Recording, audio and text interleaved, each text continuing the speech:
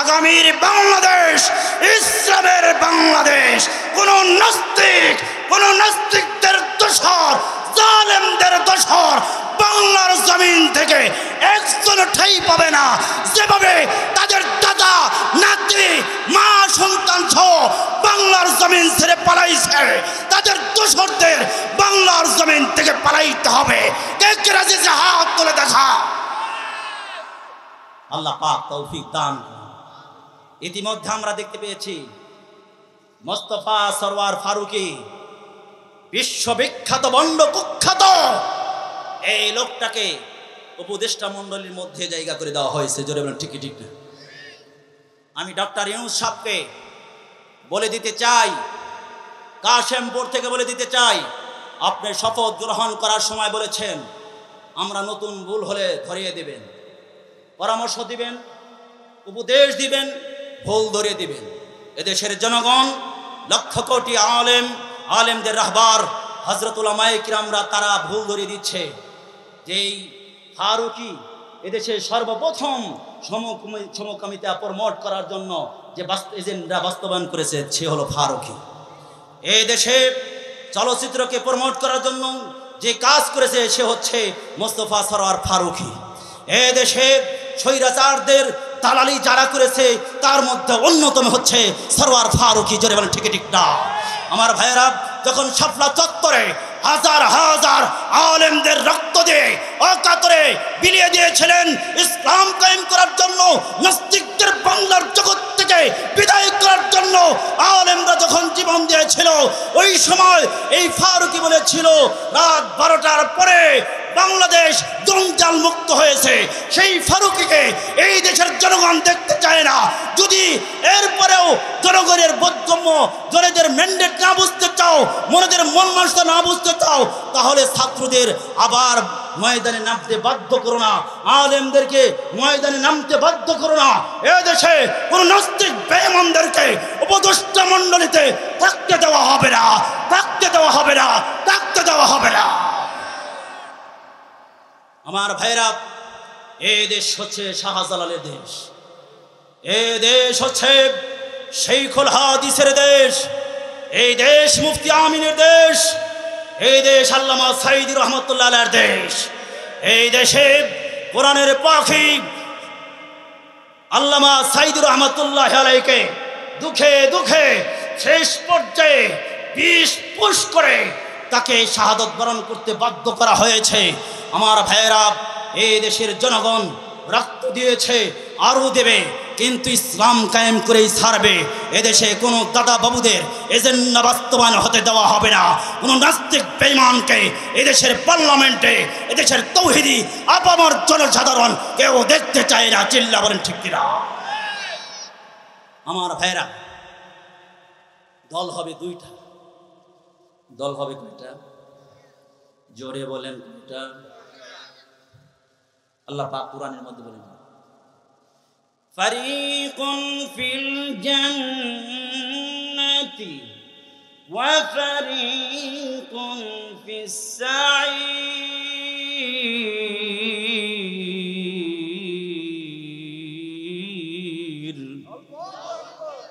দল হবে কয়টা? জোর হলো না? আরো জোর হয় নাই? দল হবে দুইটা। এক দল হলো জান্নাতি, আর এক দল হবে জাহান্নামী। জান্নাতি দল হবে কারা?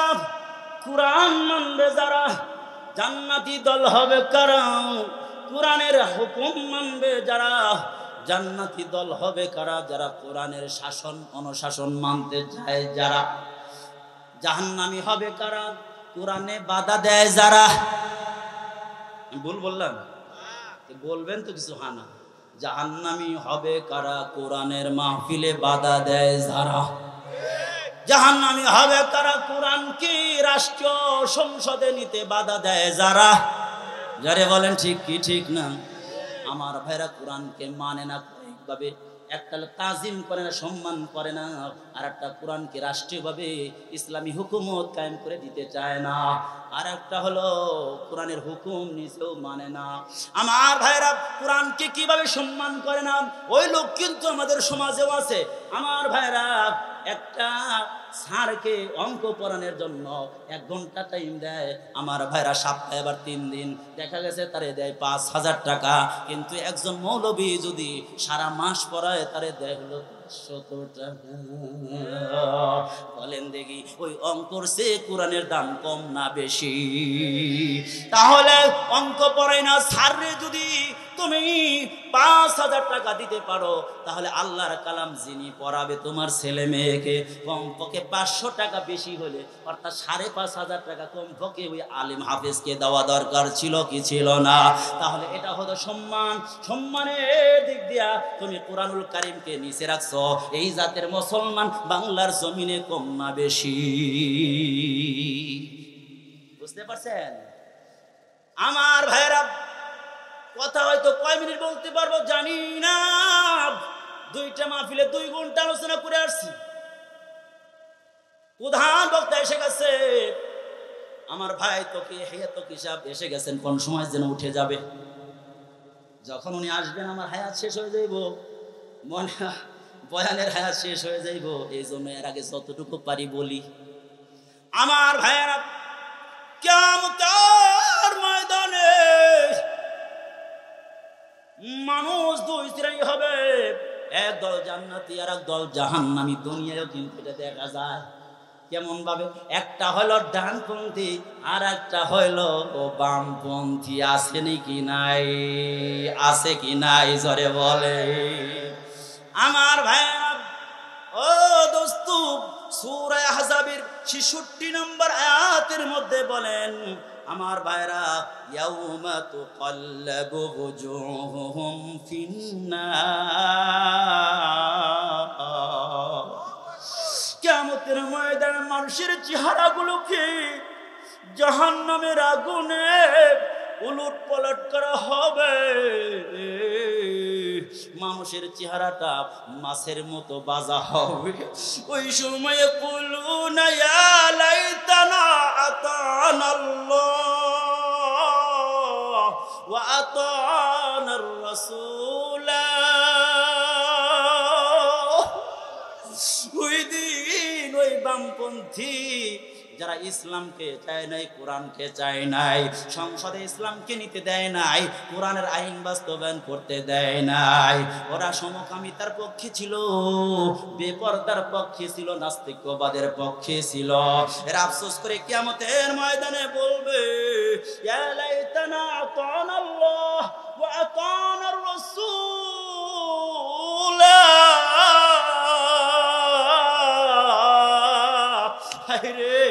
যদি আল্লাহ আল্লাহ রাসূলের আনুগত্য করতাম তাহলে জাহান্নামে যেতে হতো না। কেন তোমরা জাহান্নামে গেলা? কেন তোমরা আল্লাহ রাসূলের আনুগত্য করো নাই? আল্লাহর আনুগত্য কেন তোমরা করো নাই? তারা নিজেরা বলবে কেন করি নাই। এই মানুষরা আল্লাহর আনুগত্য করতে চায়, রাসূলের আনুগত্য করতে চায়, কিন্তু কিছু লোক সমাজে আছে তারা মানুষদেরকে অন্যদিকে ডাইভার্ট করে নিয়ে যায়, আল্লাহ আল্লাহ রাসূলের দিকে থেকে অন্যদিকে নিয়ে যায়। এই মানুষগুলো বলবে কিয়ামতের ময়দানে, ওয়াকালু রব্বানা ইন্না আতানা সাদাতানা ওয়া কুবারানা ফাআযাল্লুনা সাবিলা। হায় আফসোস করে বলবে, ও রব ইন্না আতানা সাদাতানা, আমরা লিডারদের, যারা আলেম আছেন সরাসরি বুঝবেন, সাদাতানা লিডারদের আনুগত্য করতাম। আল্লাহ সূরাতুল আহজাবের 66 নম্বর আয়াতের মধ্যে বলেন, বাড়িতে গিয়ে আপনি বাংলাটা পড়ে নিন। আমার ভাইরা এই মানুষগুলো বলবে, আল্লাহ আমরা আমাদের লিডারদের আনুগত্য করতাম, আমাদের বড় ভাইদের কিছু আনুগত্য করতাম। আছে নাই নাই সমাজে? একজন 5 তলার কাজ ধরেছে সকালবেলা হুন্ডা নিয়ে, বিরাজ করতে করতে হঠাৎ করে হুন্ডা নিয়া পেটটা ফুলাইয়া এ দেখবেন পাঁচতলা কাজ ধরেছে, ওখানে গিয়া হাট ব্রেক করছে। এই কে কাজ করে, কে রে? মালিক রে ডাক দে, কাজ বন্ধ, কাজ বন্ধ কর। কাজ তো বন্ধ করছে, ডেকে নিয়েছে, স্যার কাজ তো করতে দেয় না। কে? একজন লোক আসছে হুন্ডা নিয়ে, আসছে। আসার পরে আসসালামু আলাইকুম, বড় বললেও দেখা করছেন আপনি, কাজ ধরছেন যে, কোথেকে আসছেন মেয়ে? এলাকায় লোক চেনেন না, পরামর্শ করা লাগে না? কাজ করবেন করেন, পরামর্শ করার দরকার আছে না?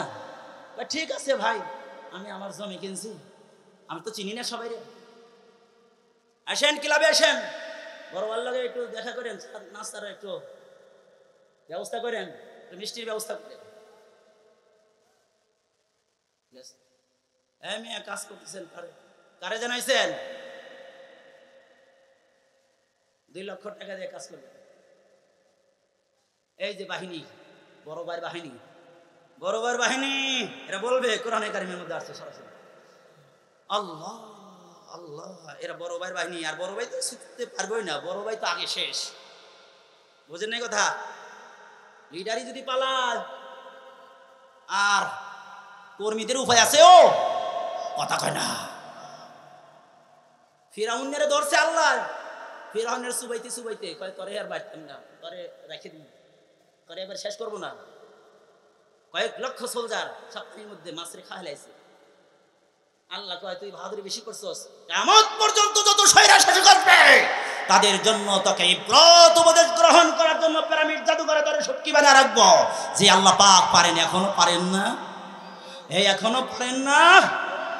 এই 24 সালে এসে দেখাইছে না, জোরে বলেন, এই 24 সালে শয়রা শাসককে দেখাইছেন না। আল্লাহ পাক ছাড় দেন কিন্তু ছেড়ে দেন না। আল্লাহু আকবার বলেন, আরো চিল্লা বলতে হবে আল্লাহু আকবার। এই যে হুন্ডা নিয়ে গেছে না ছোট ভাই, ছোট ভাইরা বলবে আল্লাহর কাছে, তখন বলবে এই দুনিয়া না, ওই দুনিয়ার কথা বলছে। দেখেন কোরআনে কি আপনি মিল। আল্লাহু আকবার। আল্লাহ وقالوا ربنا إنا أطعنا سادتنا, ও রব, আমরা আমাদের লিডারদের আনুগত্য করতাম, অকবরা আনা, আমাদের বড় ভাইদের, কত সুন্দর হয়েছিল, বড় ভাইদের আনুগত্য করতাম। বড় ভাই পাঠাইছে, আমরা তাদের বাড়ি ঘর করতে দেই নেই, 2 লাখ টাকা চাঁদা নিয়ে আসছিলাম, অন্যের জমি জোর করে দখল করেছিলাম, বেজাল বাজাইয়া 2 লাখ টাকা 10 লাখ টাকার জমি 2 লাখ টাকা কিনে নিতাম, আসেনি নাই। রাস্তা ছিল, রাস্তা বন্ধ করে দিয়ে লোকটাকে বেকারে ফেলা, 20 লাখ টাকার জমি 5 লাখ টাকা কিনে এবার আউট করে দিছে। আছে কি নাই এরকম জালেমের বাচ্চা? আমার ভাইয়েরা, এই সমস্ত দাদা বাবুরা কিয়ামতের ময়দানে আফসোস করে বলবে আমরা আমাদের শক্তিতে করতে পারি নাই। অকবার আনা, আমাদের বড় ভাই ছিল, ওই বড় ভাইগুলো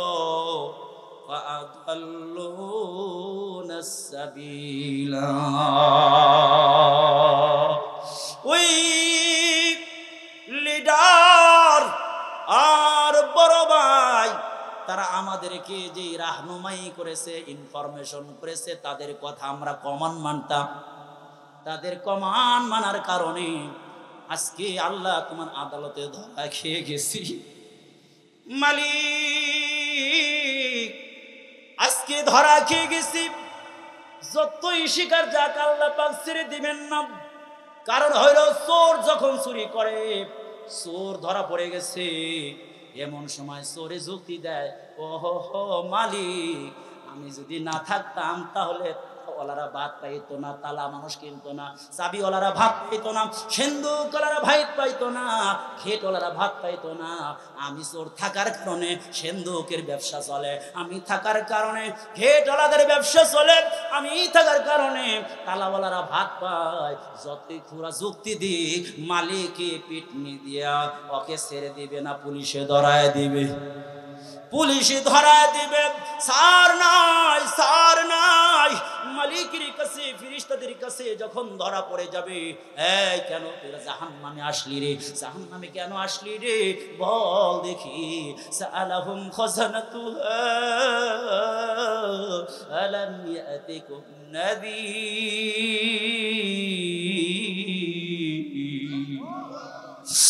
এই নাফরমান,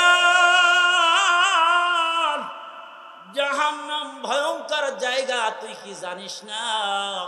জাহান্নামে কেন আসলি? তোর কাছে কেন আলেম দাওয়াত দেয়? কোন নাজির কি যায় নাই, কোন রবি রসুল কি যায় নাই, কোন আলেম কি যায় নাই রে? তখন বলবে খলু বালা কদ জানা নাযীর।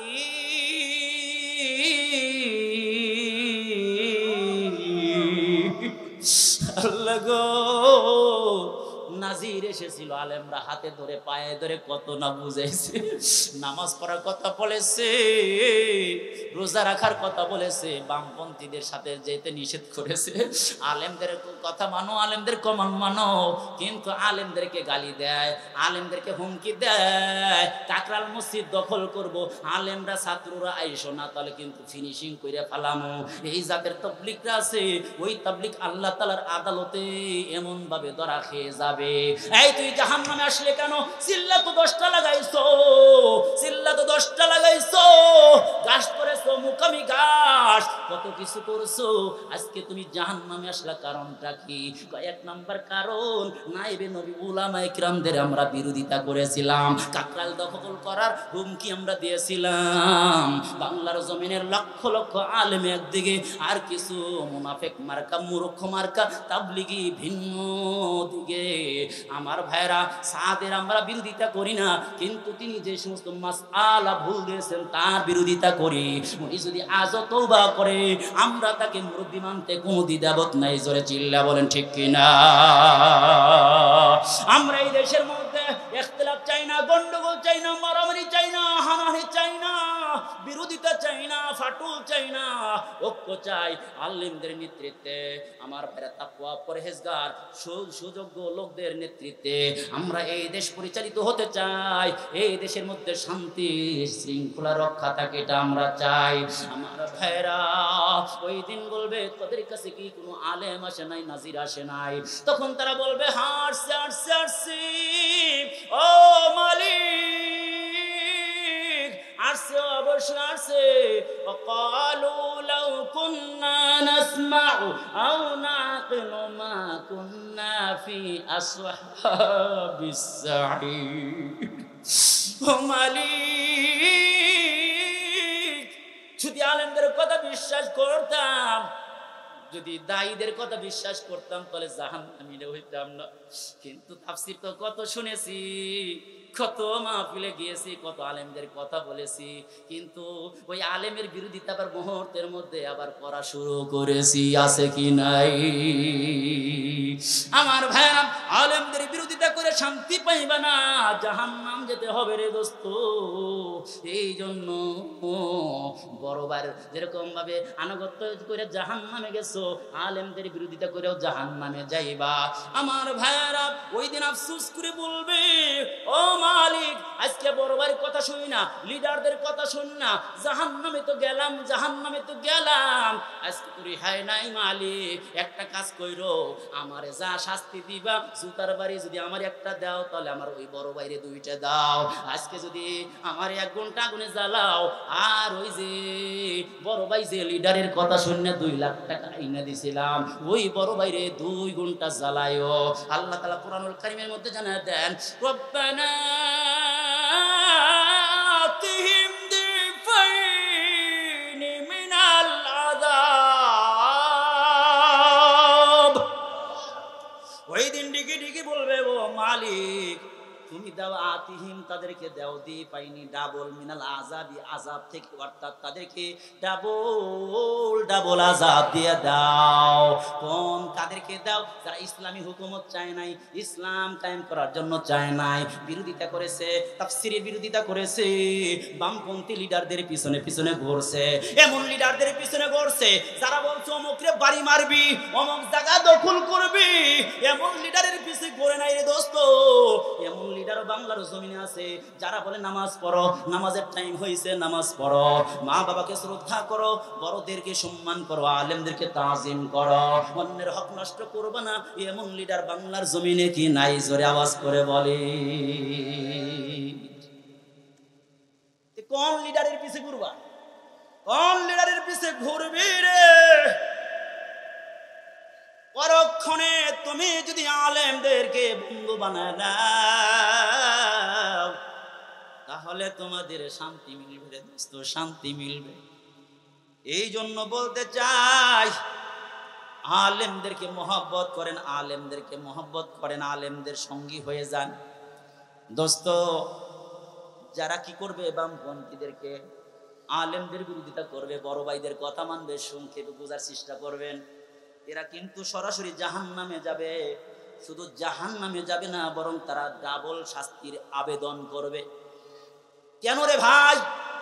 এক নম্বর আলেমের বিরোধিতা করার কারণে, দুই নম্বর দোস্ত ইসলামকে না মানার কারণে। অনেকগুলো কারণ আছে। আল্লাহ রাসূল জানায় দেন, কোন আলিমান, আলেম হও, আও মুতাআল্লিমান, অথবা আলেমের ছাত্র হয়ে যাও, আও মুহিব্বান, আলেমের মহব্বতকারী হয়ে যাও, আও মুঈনান, আলেমদের সাহায্যকারী হয়ে যাও। আলেমদের যারা বন্ধু হবে, আলেমদের যারা সহযোগী হবে, এরা পরকালে আলেমদের সঙ্গে, নায়েবে নবী আলেমদের সঙ্গে, উলামায়ে কিরামদের সঙ্গে, নবীদের সঙ্গে, সিদ্দিকিনদের সঙ্গে জান্নাতি হয়ে যাবে। সুবহানাল্লাহ। আমাদের কষ্ট হইতেছে? হুজুর আশা পর্যন্ত কিছু কথা বলবো, যদি কষ্ট না মনে করেন তাহলে বলতে থাকি, নাকি বলেন? ওটা বসা করেন না। আল্লাহ, একটা আজানের কথা কি বলছিলাম?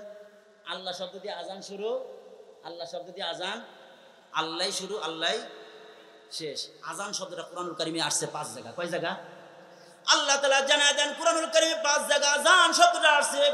আজান 5 বার দেওয়া হয়। 5 বার যদি মালিকের কুদরতি পায়ে সিজদা দাও, তাহলে যেইভাবে রূহের জগতে আমি আল্লাহকে মানছো, আল্লাহর সাথে সম্পর্ক ছিল, আর দুনিয়া আসার পরে তোমার ডান কানে আজান শব্দটা শুনিয়ে দিছে, এরপরে বড় হওয়ার পরে মুয়াজ্জিন আজানের শব্দগুলো বলেছে, আর তুমি যদি মসজিদে গিয়া আল্লাহ তাআলার কুদরতি পায়ে 5 বার সিজদা দাও, ও বান্দা আমার সঙ্গে তোর সম্পর্ক কায়েম হয়ে যাবে। দেখবা তোমার কবরের মধ্যে আমি আল্লাহ তাআলা তোমার শান্তির সামানা আমি বিছায় দেব রে বন্ধু। আর আল্লাহ তাআলা, এই তোমার মাইকে পেন করে একটু ঠিকঠাক করো। আল্লাহু আকবার বলেন, আর একটু জোরে আল্লাহু আকবার, লিল্লাহি তাকবীর।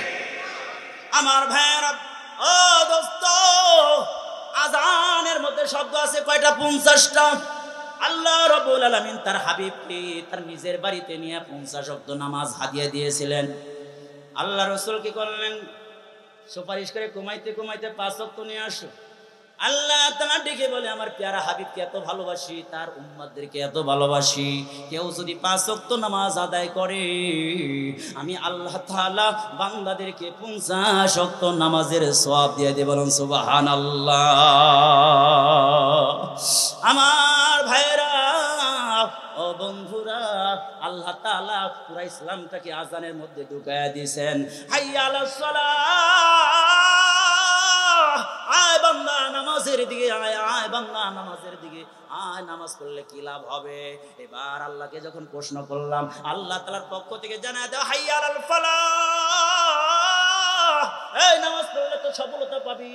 সফলতা কিসের নাম? আল্লাহ তাআলা কোরআনুল হাকিমের মধ্যে জানায় দেন, ওয়া মান যুহজিয়া আনিন নার ওয়া দুখিলাল জান্নাতা ফাকাদ ফাজ।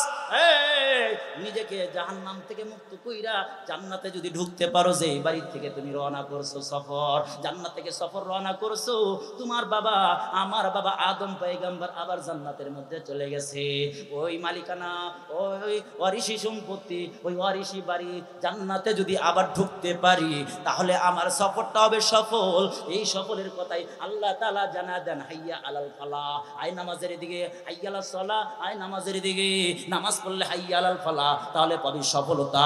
সফলতা পাবি রে বান্দা, দুনিয়ায় অন্য কিছুর মধ্যে সফলতা পাবি না রে মালি। এই বান্দা, পাঁচতলা বাড়ি আর সুন্দর নারী, পাজারু গাড়ি আর ক্ষমতার বাহাদুরি, এগুলো দিয়ে শান্তি পাওয়া যাবে না রে দোস্ত।